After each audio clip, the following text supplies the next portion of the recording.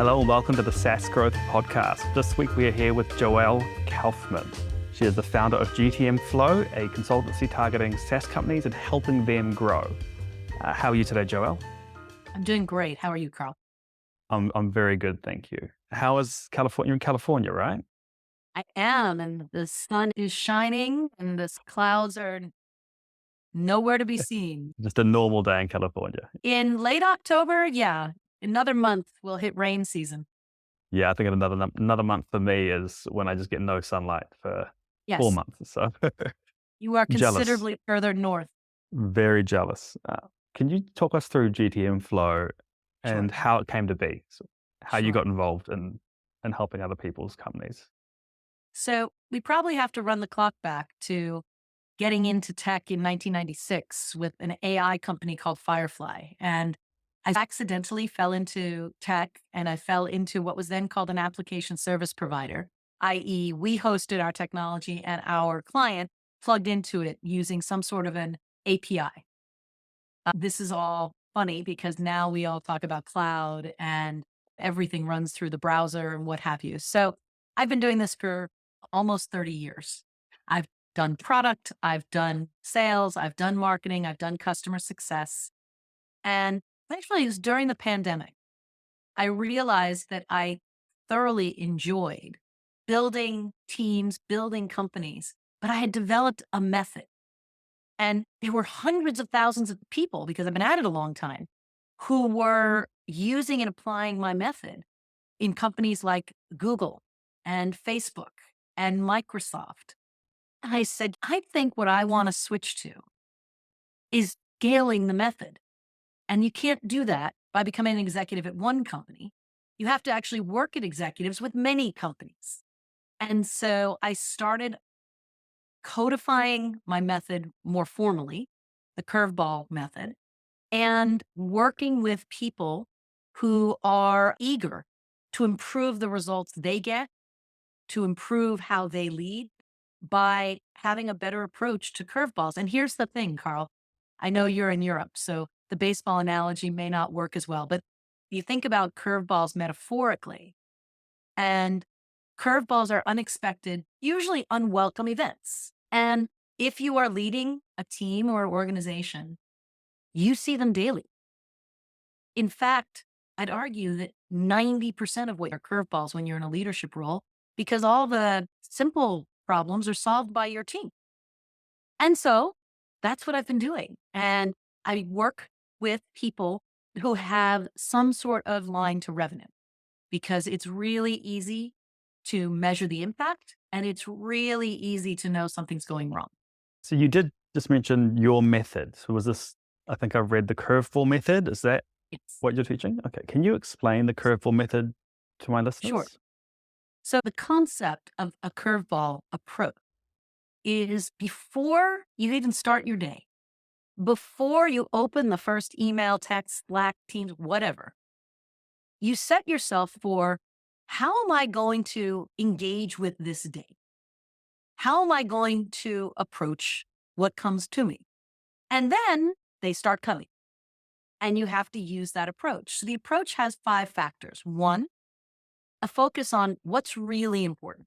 What are we actually trying to do? So there are lots of things that come towards a leader, and being able to distill what is important and what is just something they wanted me to know. I used to take time when I was leading organizations telling people, you don't need to CC me. I don't need this information. I trust you. Number 2, what are the strengths you have personally and on your team? Because however you're going to play, whatever situations come up, you're going to use the strengths you've got.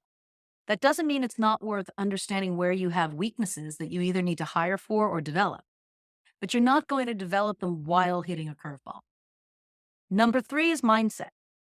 And the quite simple difference is, if you respond to unexpected events with, okay, I'm going to have to deal with that, like an energy sucker. If you're able to respond with, cool, I get to deal with that, that's an energy creator. And Carl, I faced cancer. I'm a 40-year generational cancer survivor. And I certainly didn't say, cool, I get to face cancer. But once I didn't have a choice, the cancer was here, it was, how can I make this as little interruption, as good for my life as I possibly can? That's mindset. Resources are what they sound like. What's the money, the people, the time, the partners. So those are the big four. Under them all is leadership. How am I going to lead through this? How am I going to connect with people? How am I going to communicate? And how am I going to commit as we go through whatever it is we're going through? So when we work on the Curveball Method as a leader, you're building all five of those capabilities and you're learning how to, in a moment, harness. This is what's important, my strengths. Here's how I'm thinking about it. Here are the resources, and here's how I'm going to lead. Great. I'm ready to proceed. When you're applying this to companies that you work with, what are the common areas that you look to first for this sort of improvement? So I'll tell you, the first area is what you say to yourself, right? We all have a pattern. And that pattern probably made us successful, so we trust it. The pattern could be, I get things done, or I'm always really smart, what have you. So we have to first understand that pattern is good and is helpful, but is limited. And so when we understand why we keep that pattern so close to the surface, and when we see it as it's simply a pattern and I can create another pattern. So what happens if you're someone like me and you're very action driven? You can often make it that other people just wait because you're going to do it. So you're exhausted, you're taking all the action and they're waiting. And now I'm frustrated with them, but they're not going to take action either because I've already done it and there's no room for them to contribute, or they're just not interested in possibly being wrong. So if I keep doing that pattern, which, Carl, that pattern works, but if I keep doing it as a leader, my team doesn't work. I do. So I may be better than everyone on my team. I'm not. I've never had a team where I'm better at everything than everyone on my team. But let's just assume that I'm better than everybody on everything at my team. I still only have 24 hours in a day and I need to sleep and eat. So I still can't do as much as my team of 150. So my pattern is getting in the way of getting the full potential of 150 people. Even if each one of them is 80% of what I would do, it's still 100 times more than I could possibly do. It's still better. So we have to do that with every leader because we lean on our strengths. We make them almost, they're an instinct, and they come from what made us successful as kids all the way into wherever we are. And so literally these patterns or paradigms, they hold on to you. And part of what I do with leaders at the very beginning is make it distinct that it's a pattern. It is actually a choice. You can keep using it, but now you're going to see it. And that's going to start to open the space for some other choices. And go to market, the ability to recognize if something's not working or something's not working as well is a skill that every go-to-market leader needs to apply to their business, not just themselves. So this is recognizing the sort of internalization and how it impacts the wider business as well. Is that am I understanding that correctly? You are most definitely understanding it. I've got in my notes that you have a lot of experience leading marketing and sales at a bunch of SaaS companies. Yes, I do. And one of the key things that you are good at is hunting buyers with urgency triggers. That's Can right. you talk me through that and what that means? I'd love to. Basics, right? Who is my ideal customer, company? Who's my ideal persona, buyer? Who's on the buying team? Great. This is basics. If you're not clear on that, and by the way, I'd argue 70 to 80% of companies are not actually clear on that. You need to get clear on it. There's ways to do it. You can work with me. You can work with somebody else. You can do it yourself. But everyone in the organization should know who your ideal is, who you aim to delight and make so successful. And they are the tip of the spear. But even within that ideal group, some people are going to buy and some people aren't. And I subscribed for years to a fallacy. And the fallacy was through sales and marketing, I can create urgency. So I'd like to confess to all of your listeners, to you, that's a whole load of horse shit. All right. Here's the deal. The deal is you have, if you're the buyer, there's a set of circumstances that are happening. They create urgency. That urgency is they have a new boss. They are the new boss. They've suddenly lost your customer. They've gotten smacked by a competitor outsmarting them. Something has happened that has nothing to do with you. Are you the playbook for more efficiency? Are you the playbook to be more agile or outcompete? Do you unlock a new capability for this go-to-market team that they need? Do you make them more scalable because they're not able to hire more? Whatever the urgency situation is already existent, that's what you have to hone in on. And the reason you don't know is you don't ask. So here's the simple question. To everyone who bought from you in the last 3 months, what drove you to buy now? It does make a lot of That's sense. That is the question, right? And what you want to know, not what is it about my stuff. They start saying, Carl, your solution was cheaper, it was faster, it was a better fit. That's not the answer. It'll make you feel good, but that's not the answer. Okay, why now? Why not 3 months ago? Why not put it off for 3 months? Why now? And when you know why, now you can pattern. What are the signs that somebody has that situation? Because what I can't make more of is time. In the current economy, I probably can't make more money unless I'm OpenAI. So I have to use my time and money really smart. So what I want to do is, as I'm reaching out to people or as they're discovering me through things, I want to be qualifying, do they have an urgency trigger? If they have an emergency trigger that I address, that will be a good opportunity to spend time on. That is literally the blade on the tip of the spear.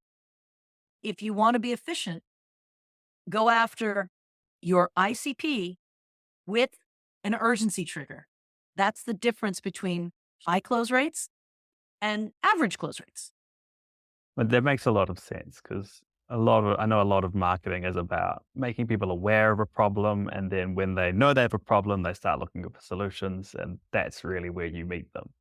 But usually people don't look for solutions for no reason. So it makes sense that there is a trigger. There is something burning in their current life that's making them take an action and change, because there's a lot of cost to just doing something different, and they've decided to take that cost on. So it makes a lot of sense. When you look for these urgency triggers, what sort of typical process do you go about hunting and setting up a system for finding these triggers?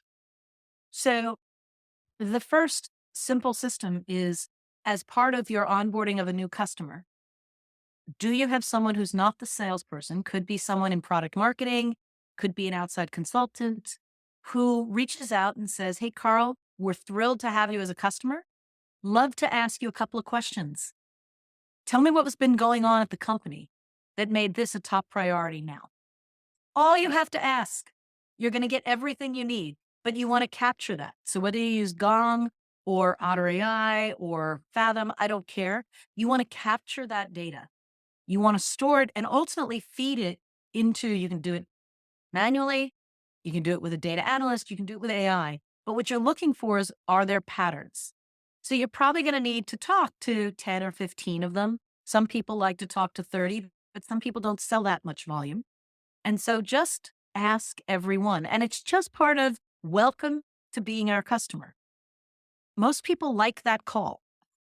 Especially as I get the sense that this is a process that works best with an outgoing sales process and low volume. If they came to you, if you got a high volume, low price, you might want to make the process a follow-up survey.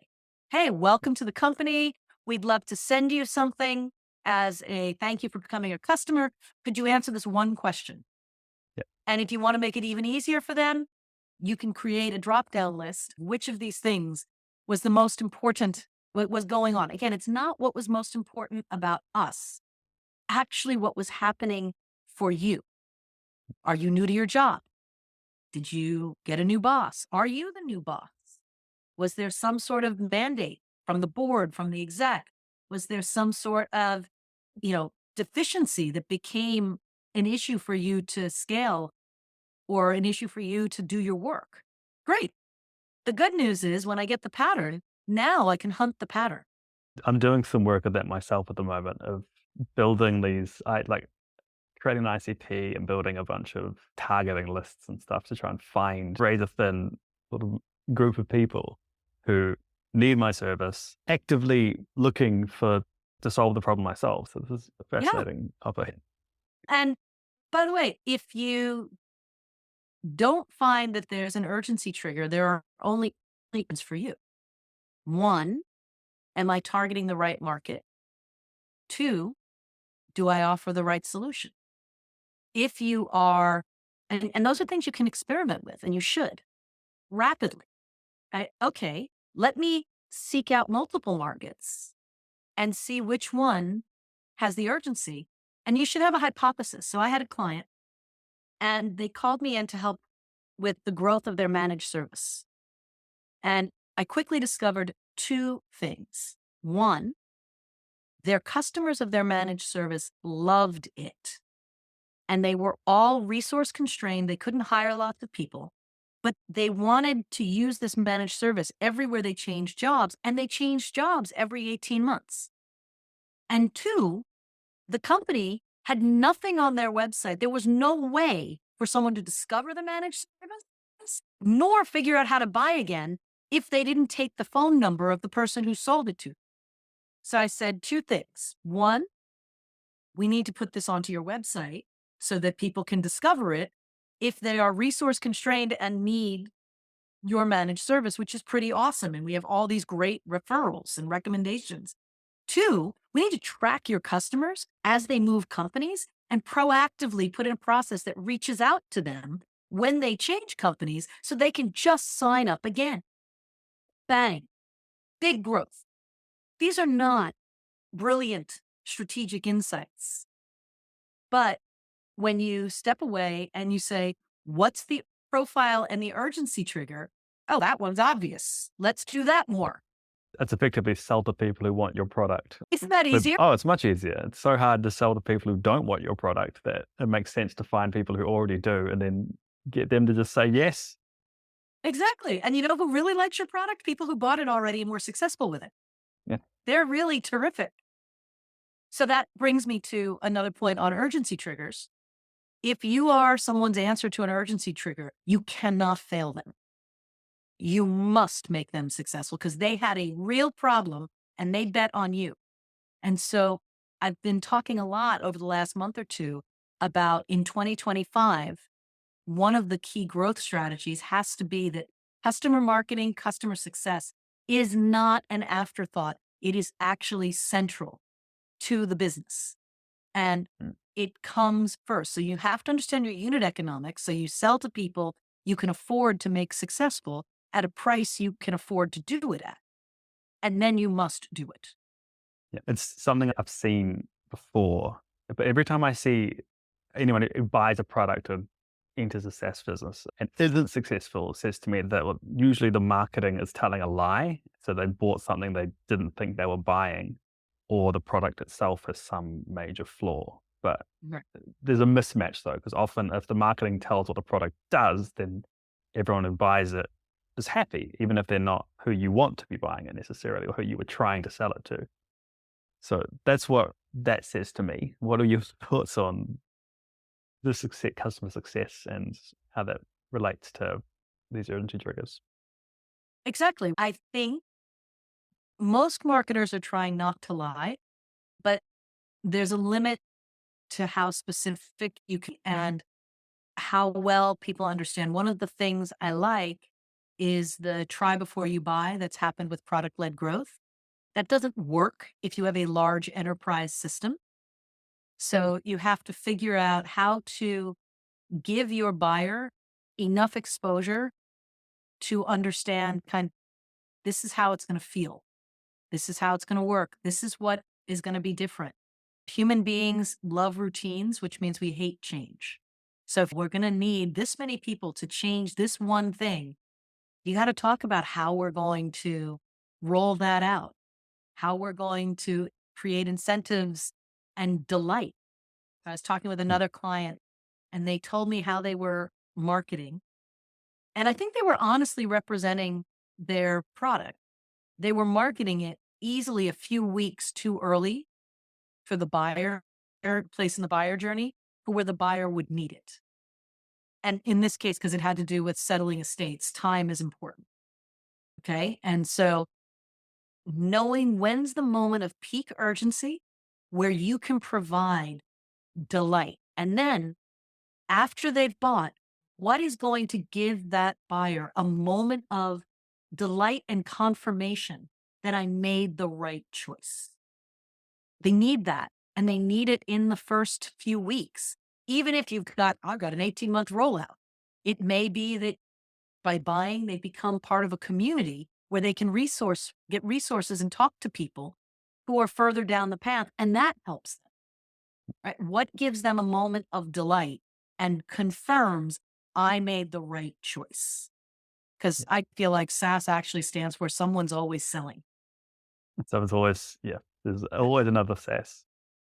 I've got a different language for that, but I'd say the same thing, which is deliver value as quickly as possible, right? So someone's given you money, they've signed up, they've committed to working with you. And it's now your job to give them a return on that, and no matter how small, but give them something as fast as you can, and I agree. ideally solve their problem.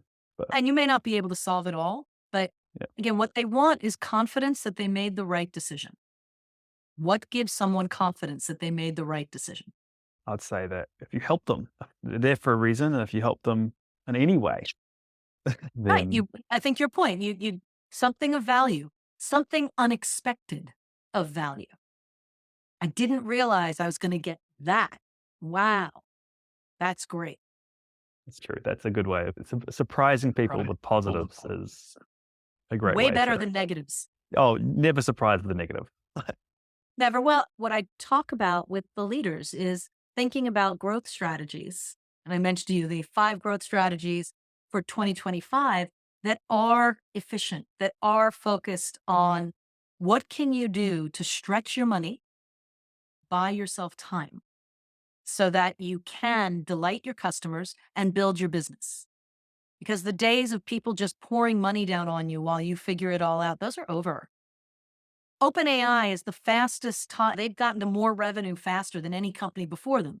So if you're that company, if you're a company that is experiencing hypergrowth, by all means, hit the gas, grow. Hypergrowth, great. The problem is most aren't in hypergrowth. They have to grow responsibly because they don't have that moment. If you have that moment, take that moment, ignore everything I said. You've already found urgency. It found you. Yeah, I'd say that because urgency triggers and all that is really about efficiency, right? And it's about making sure that every dollar you spend is getting the most back as you possibly can for every dollar, every second. Which, as you said, hypergrowth doesn't need. You're rolling in it. If anything, you just can't keep up. There's not enough time in the world.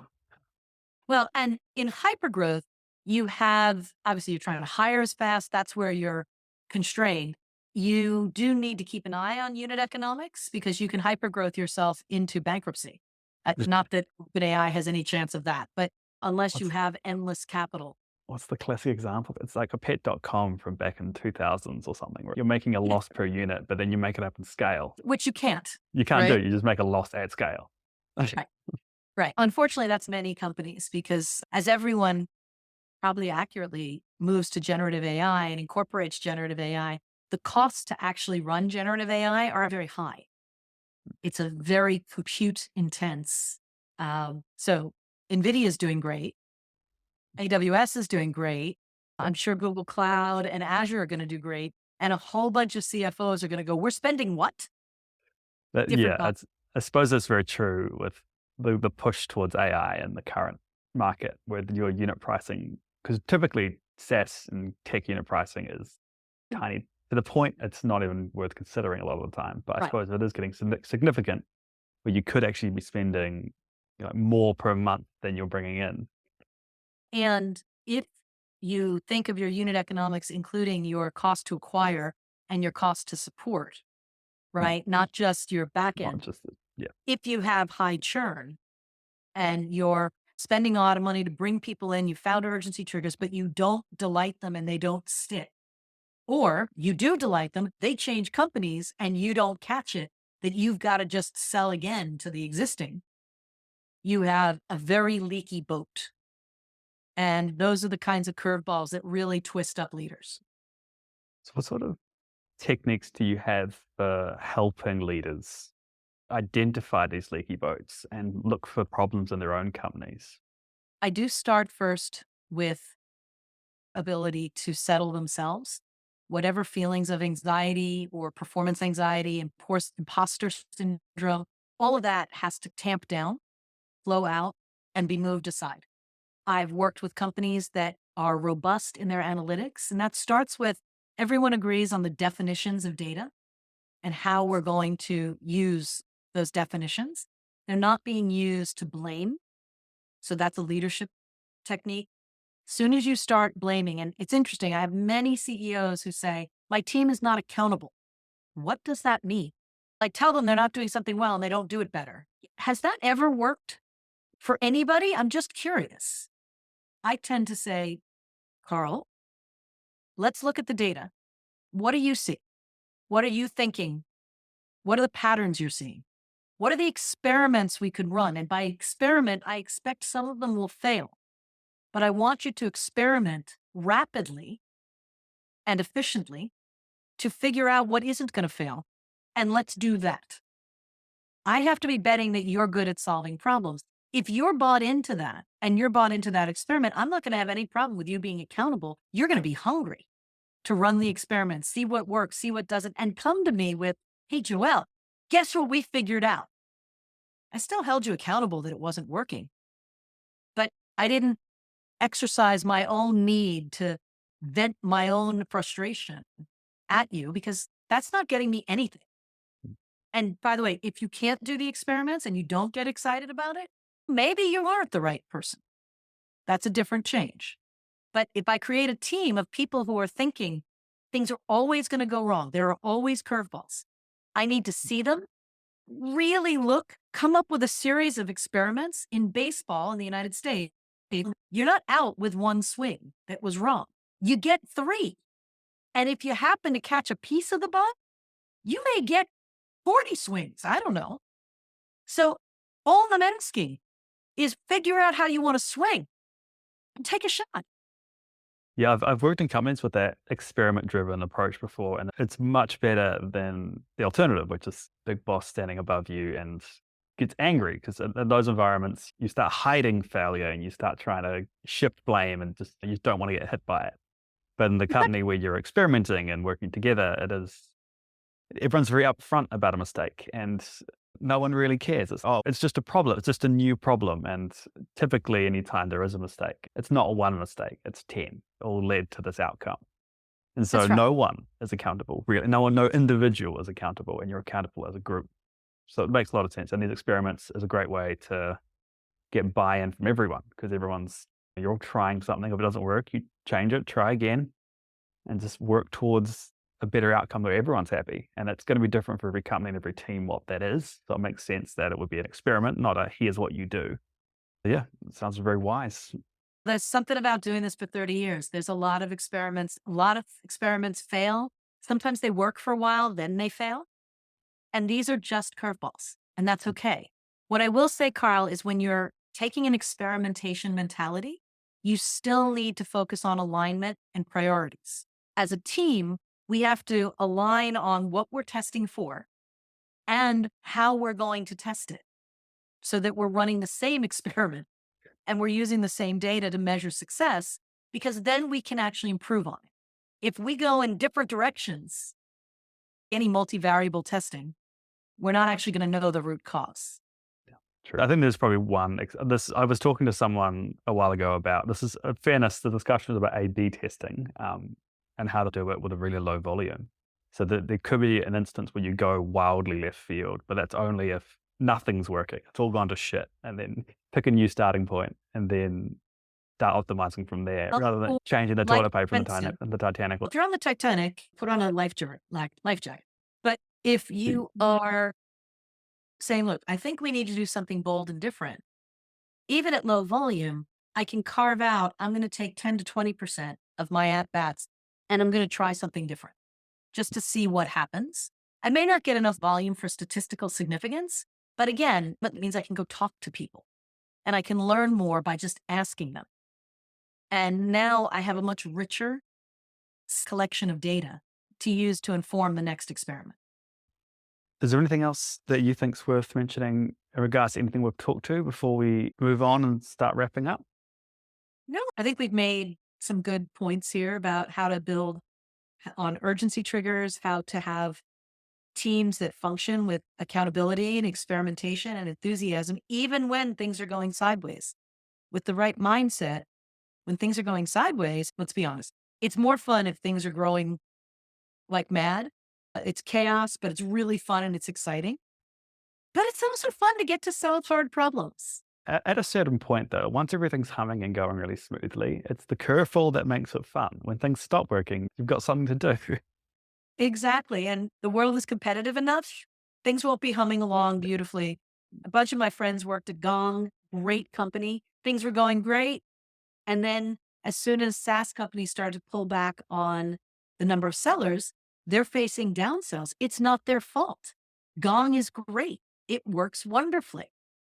But if you went from having 200 sellers to 100, you simply don't need as many seats.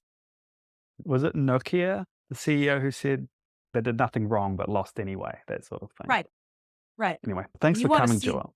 Sorry. my pleasure, Carl. Thank you so much for So- having me. You have a course coming out soon, right? The Curveball Crusher. Can you give us a quick rundown of that?